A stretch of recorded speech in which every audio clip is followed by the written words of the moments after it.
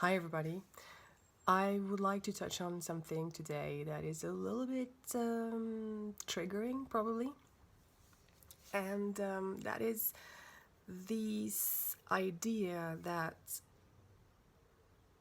talking about darkness feeds darkness, that exposing darkness feeds darkness, and that even the word exposing actually is a dirty word. And I want to say that to some extent I understand where this comes from. And it's true that if we hyper focus on the dark stuff only, um, we may end up in looping thought processes, looping mechanisms where we are then our entire energies. I've mentioned before how the thoughts, words, and actions we project out to the world carry our energy. This is how we express our energy into the world and the intention we have behind them. And if our thoughts, our mind, is looping over those negative, dark agendas and dark stuff and darkness in general, then our thoughts are starting to be submerged in them, and that's what we then project out. And so in this way, yes, we are projecting darkness, but that's not just exposing darkness, that's looping and obsessing and having no balance and being solely focused on darkness. That's when you feed darkness. And it is true that there is a lot of truth movement people, or truthers, how we call them, I think, that tend to be slightly more on that end and lack personal work and spiritual advancement, and so they may seem to be hyper focused on darkness. And I want to say that even though that might be true, they still have a purpose and they still have their place in this ascension movement. Every single level of consciousness, of awareness, is necessary at this moment. There are 7 billion people on this planet, something like that. And not everybody is awakened, clearly. I don't think I even need to mention that. And not everybody is ready to handle the super elevated stuff, and content. And there needs to be speakers or leaders or guides or teachers, whatever you want to call them. I think all of these kind of carry the same idea of a message carrier, actually. Messenger, that's probably more correct. And they're all necessary because we need messengers for every single levels of awareness. So it's important that we do not criticize each other for whatever message we carry and whatever message we choose to embody and project out to the world, because there will always be people at that level of consciousness that will need that message in the moment. I think this is very important to understand. There are a lot of people that will not listen to you if you start straight up talking about aliens and an alien invasion and whatnot, extraterrestrial life and things like that. A lot of people that would just fly right above their head, and they will be like, what the heck are you talking about? Because of how deep the conditioning, around these specific terms. The word extraterrestrial is so heavily charged in a lot of preconceived ideas, through mostly recently, TV and TV series and movies and things like that. But that's besides the point. So if you don't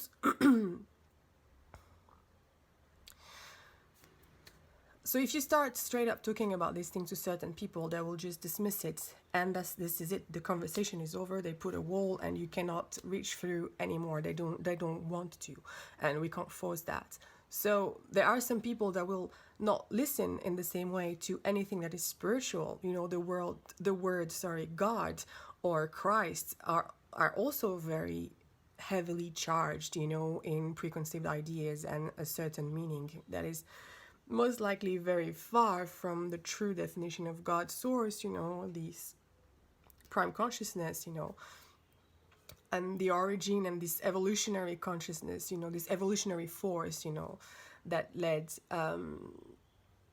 matter and forms to emerge and grow and evolve.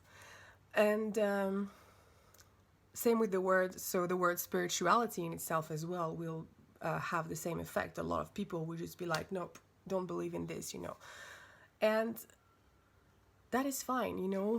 Everybody's at their own level, everybody is at their own on their own journey, and we can't judge that.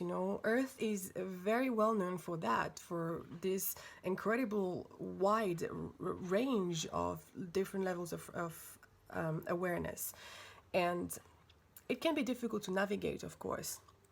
So we have to really learn to take a step back and understand that this is how it is, and we have to really respect everybody's position and where they're at in the moment. So some of these people, who are so reluctant towards, the words spirituality and things like that, may be more interested, and maybe more not interested, but their curiosity might be triggered by things like what's in the realm of conspiracy theory, let's say. I know this is a dirty word, but whatever, I'm going to use it anyway.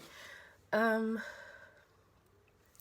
conspiracies, will then trigger a certain reflection. They will start thinking and seeing that there is a conspiracy against the world, and they may start moving out of the matrix in this way, before, and then eventually maybe begin their spiritual journey, but maybe not in this lifetime even, but at least they're moving out of the enslavement machine, the enslaving matrix, and all this AI stuff, and so in that sense, those truther communities are necessary for these people, so that at least, at the very least, even if they don't attune and reconnect with their highest spiritual aspects, at least they're moving out of the enslaving machines and the enslaving entities like governments, military-industrial complexes, academia, and such, So obviously, if you've been following my work, I would like to offer a more balanced perspective, of exposing the dark stuff. I'm not scared of that word, exposing. Yes, because shedding a light on darkness is what transmutes darkness. Take a dark room, turn a light on, darkness isn't there anymore. Shedding a light, that's what it means. And how do we shed a light? We expose. So I'd like to offer a balance between this and between the spiritual aspect, that I always talk about, how we are multidimensional. There is more to us than just this physical body, and the personality and the mind. And it's important on an individual journey to find balance between that, obviously depending on our level of awareness. But if you're watching this right now, I believe that you already know about most of that anyways, to some degree, or even more. And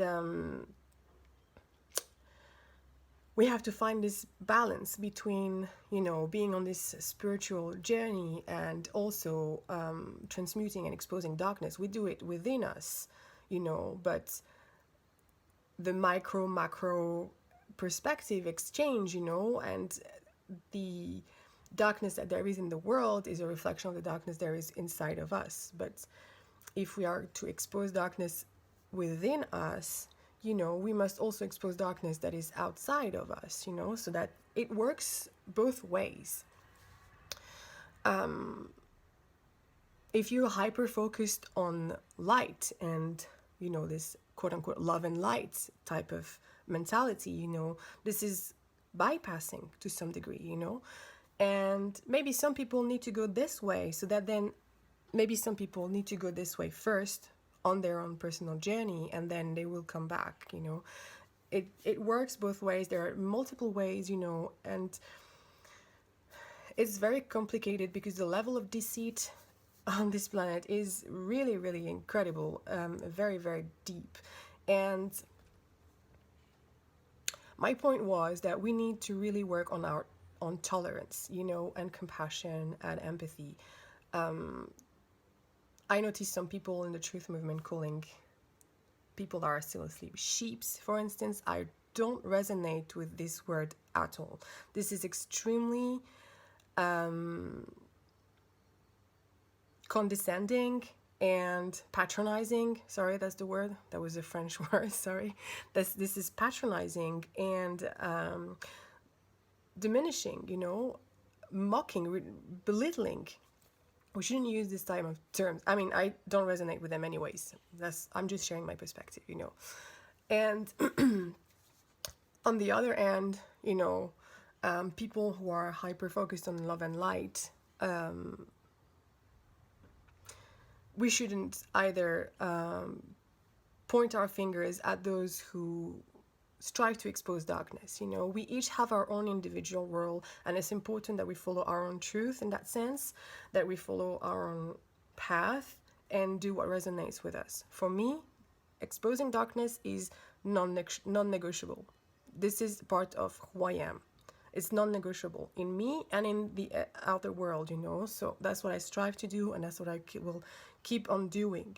I hope to, and at least I intend to, have some balance and also talk about higher, more elevated values and try to inspire that in people as well, and really inspire people to work on themselves and reconnect to the highest aspects of themselves, of their consciousness, you know, that to go further than the physical and further than the surface level, you know. But even the distortions, you know, go further than the surface level, you know, they go very, very far. So I think it's very important that we talk about them.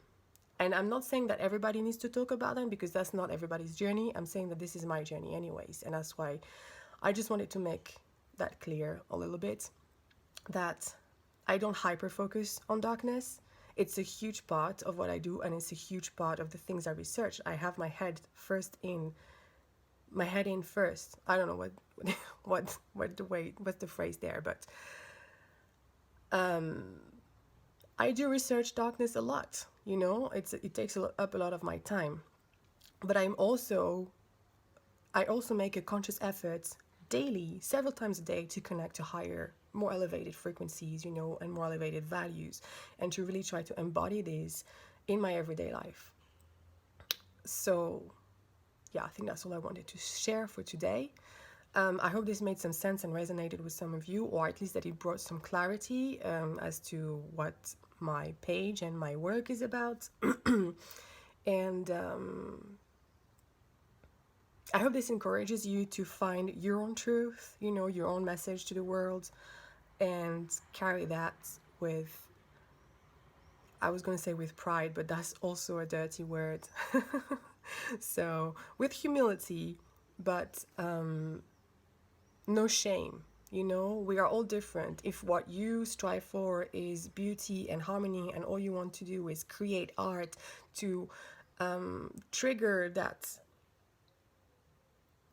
beauty and harmony within people who will see and view, receive your art, then that's fine. That's your journey, you know. But if your journey is to blow the whistle on, I'm not going to say specific topics because there's a lot of censorship, you know, but on dark stuff, you know, then do that if that's what it means. What matters is that you are balanced in your everyday life. Whichever way you choose, you are balanced in your everyday life, and you are balanced in your choice and in your practices on a daily basis.